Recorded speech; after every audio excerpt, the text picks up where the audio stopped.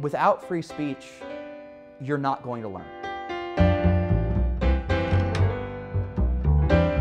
My name is Andrew Breland. I'm a rising senior at Case Western Reserve University in Cleveland, Ohio. Case Western has a sort of guarantee for free speech, but they qualify it a lot. In everything Case Western seems to publish, they always say, we're in favor of freedom of expression, but also civility. We're in favor of free expression of rights, but we want everyone to be tolerant of everything else. We want to create a congenial atmosphere, but we also want to protect academic freedom. And the way these are enforced is very much, yes, freedom of speech is okay, but we also want to make sure that people are being nice to one another. I'm a writer for our campus paper. I'm a columnist. I write a weekly column, and the first week back my junior year, I decided to write an article about kind of the mistruths or the things that tour guides tell families that we're told to tell that aren't the full truth. One of the questions you get from a lot of families is, what's the workload like on campus? How does campus life, how do you manage that? And we're always told to say, oh, you can do whatever you want. Get involved with, student activities, get involved in lots of different things you want to do. Work, always gives people a chance to do that.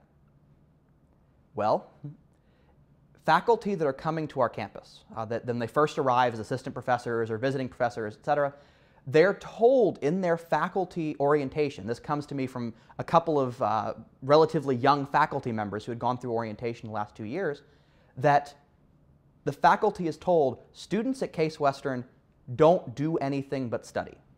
Therefore, you can assign whatever amount of work you would like to for them, and it won't matter.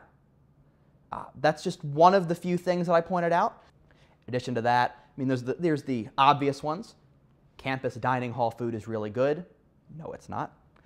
And obviously, some people took not too kindly to this, including my boss, who was, I was a tour guide at the time, as well as the head of the library, the head of campus dining services, the head of academic affairs on campus, all these sorts of people.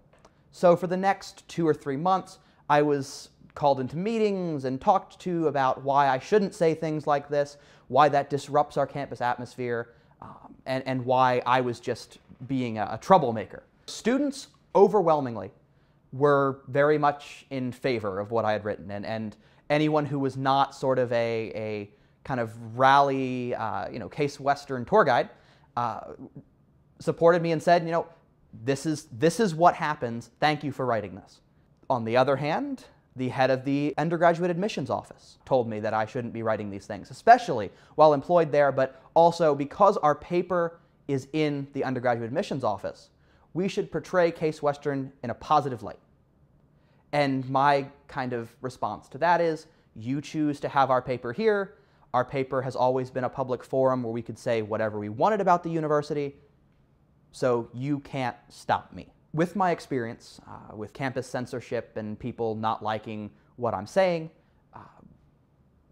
I've really developed a sort of passionate interest in free speech, but also campus rights as a whole. I've talked with a lot of professors at my campus who also are kind of civil libertarians and want to see things fixed. And FIRE, as an organization, I was very happy to know existed and have around as a resource.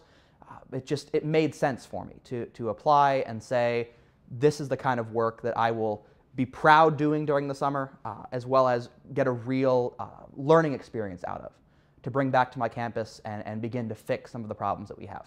When I go back to campus this fall, I will keep writing. I will keep kind of being a voice of dissent because we don't have very much of it. Without free speech, you're not going to learn. Professors and students need to be able to interact and say what they want, explore what they want, and study what they want in order to further education.